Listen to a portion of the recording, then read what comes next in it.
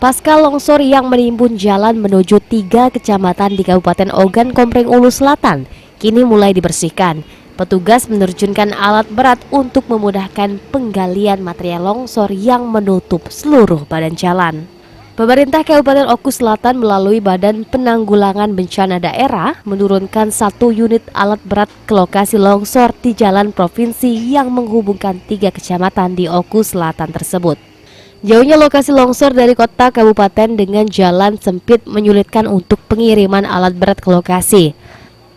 Longsor sendiri terjadi akibat hujan deras yang mengguyur wilayah itu beberapa waktu lalu hingga menyebabkan banyak titik longsor di sejumlah ruas jalan, baik jalan provinsi maupun jalan kabupaten, hingga mengakibatkan ada beberapa kecamatan yang terisolasi.